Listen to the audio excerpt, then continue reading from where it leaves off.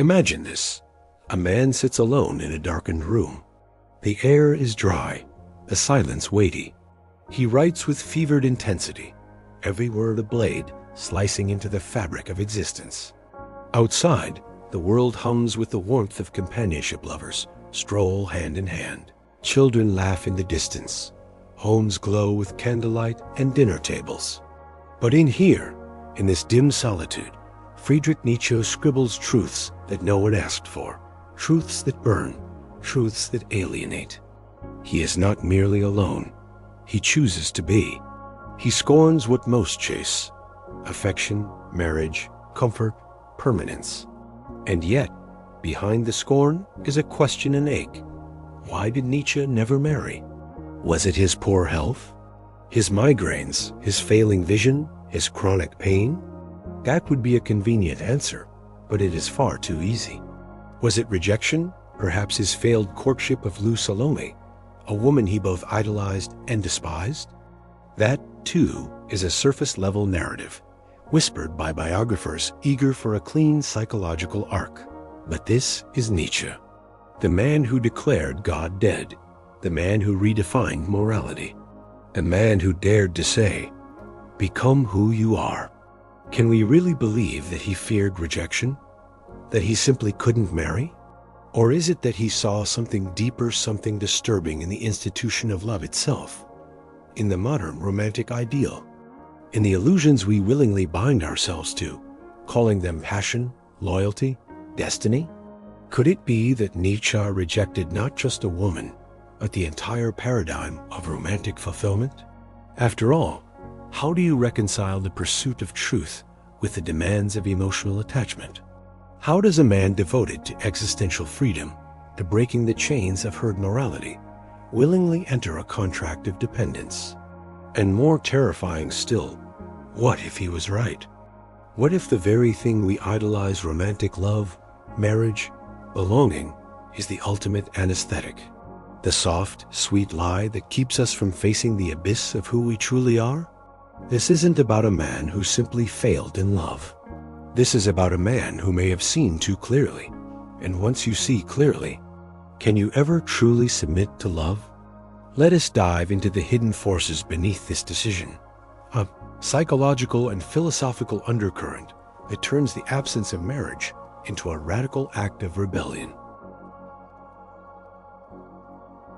To understand Nietzsche's refusal of marriage is to unravel a hidden current in the human psyche, current so deep and so ancient that most live within it without ever seeing it.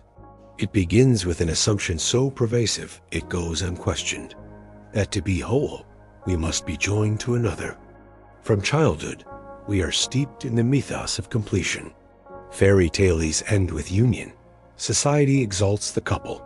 Films, religions, and moral codes all echo the same refrain. Without a partner, you are not enough. You are waiting, incomplete, suspended in lack. But Nietzsche was not waiting. In his world, the self was not something to be completed by another, but something to be overcome from within. The Übermensch, his vision of the higher human, is not born from comfort, but from crisis, from solitude, rupture, and confrontation with inner chaos. And here lies the crux. Love, as society sells it, is not confrontation, but escape. It is not self-overcoming, it is self-abandonment. Nietzsche feared that love, at least as it was commonly lived, was not liberation, but camouflage. A mask for need, a social contract forged not in authenticity, but in fear. Fear of loneliness, of meaninglessness, of death. Arthur Schopenhauer, Nietzsche's early mentor and later adversary, viewed love through the brutal lens of biological necessity. He believed romantic attraction was nature's cruel joke, an illusion played upon us to propagate the species. We believe we are choosing love, but nature is choosing for us. We call it passion. Schopenhauer calls it trickery. Nietzsche, too, suspected this trap. But unlike Schopenhauer, who sank into pessimism, Nietzsche sought transformation. He saw the modern ideal of marriage, particularly in the 19th century, as a bourgeois illusion, a taming mechanism, a way to domesticate the dangerous self. He writes, "Marriage is a long conversation. When one realizes that, everything is said. Behind the wit is a warning. The kind of marriage most people desire is the slow death of fire, of vision, of madness." Carl Jung later expanded on this tension. He observed that men, especially intellectual men, often projected their anima, the inner feminine, onto real women, mistaking psychological integration for romantic love. The result? Not union, but confusion. A marriage not between two souls, but between illusions. So perhaps Nietzsche's refusal was not fear, but clarity. A clarity so stark, so unflinching, that it left no room for the rituals of comfort. And this clarity has consequences far beyond one man's loneliness. The world sees a bachelor and assumes absence of love, of intimacy, of human success. But what if the absence is not a lack, but a deliberate void? A sacred space preserved from contamination? Nietzsche's refusal to marry wasn't just a personal eccentricity.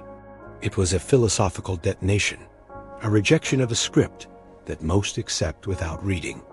But such a refusal does not go unpunished. For to reject love, especially romantic love, is to reject society's highest offering. You become suspicious, alien, dangerous. People don't ask why you never married. They ask what's wrong with you. This is the first unseen consequence: social exile. We are tribal creatures, and the tribe does not take kindly to deviation. Marriage is a symbol of trustworthiness, of conformity, of predictability. To not marry is to live without the shield of normalcy. Nietzsche walked into the storm naked, bearing the lightning of his own convictions, and the world mocked him, called him mad, lonely, a failure in the game of life. But perhaps it is not he who failed, but the game itself. The second consequence is more insidious: the war within. For even as Nietzsche challenged the romantic ideal, he was not immune to the longing for connection. His letters reveal a tormenting inner split between the need for solitude and the ache for closeness. He adored Lou Salome, and yet could not love her without dissolving himself. He offered her his soul, but demanded her not to love him in return. What kind of man does that? A man at war with Eros. A man who sees that every embrace risks dissolving the boundaries he has bled to define. And here lies the third and deepest consequence: ontological loneliness.